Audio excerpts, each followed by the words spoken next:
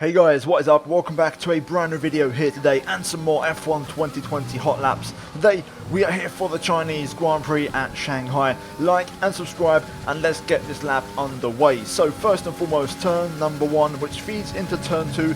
Turn in just after the 50-meter board, go down the gears gradually, not too quickly, otherwise you will spin the car. Try and pick up a late apex for turn 2 and then into turn 3, second gear through here, short shift to third, try and keep a tight line on the exit and get the power down as soon as possible. As we now go flat out over the crest at 4 and down towards turn 5, brake just after the 100-meter board, down to second gear, clip the inside curb, try not to lock up, and then smooth on the traction, avoid the curb on the exit as we now go up towards turn number 6, flat out through here in 7th gear, try and keep the car nice and tight to open up the next right-hander, and important here to kind of be easy on the gears, and then down 2 gears for 3rd gear for this tricky left, which feeds into yet another tricky left where it's very easy to spin the back end on traction. Important to use all the runoff to straight line your way out of there as we now make our way into this tricky 100-degree left-hander. You want to try and clip the inside curb up, pick up a slight lock-up, and then very important through this long cambered right to get the power down as soon as possible, as that's going to give you good straight line speed along one of the biggest straights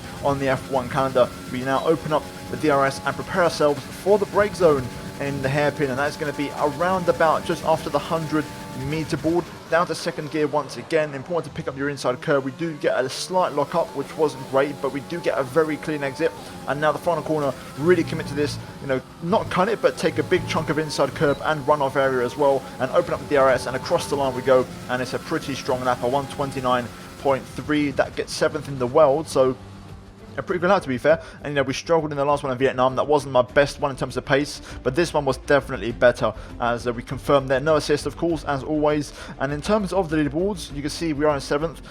To be fair, if I'd spent more time on this, it took me about 30 minutes to do the lap. If I'd done this for about an hour, I could have definitely got 3rd and gone behind James Baldwin. So there was definitely a bit more pace in it, but the setup is 4.6 on the aerodynamics on the wings. I feel like it gives me a good balance, and also crucially good stability. 65 on the differential. You could potentially go a little bit lower, down to 60 maybe, and the suspension is negative 280, negative 120, 009 and 029. Then we move over to suspension, it's 126914, and then we have the brakes. These are always subjective, but for this one I ran 95.50, and funny, the pressure is 22.6, 21.0 on the front left, and 21.1 and 20.7. The reason the front left is so low is because, of course, the higher pressures mean higher temperatures. Therefore, around here, the tyre that you lose straight away due to high temperatures, this track is infamous for that, is the front left. You lose that tyre in race trim all the time, so the pressure on the front left is to the very lowest, and I find that gives me good control in terms of the temperatures in the race, and much easier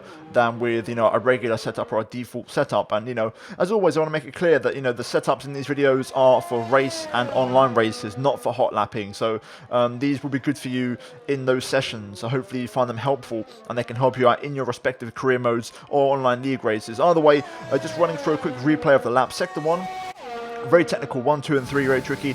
And then this section here, we're coming up to right now, these next 2 double left-handers are so difficult. I lose a lot of time compared to the AI. I also lost quite a lot of time to James Baldwin through there for those 2 corners especially. It's just so hard to get the traction down, and it's really difficult.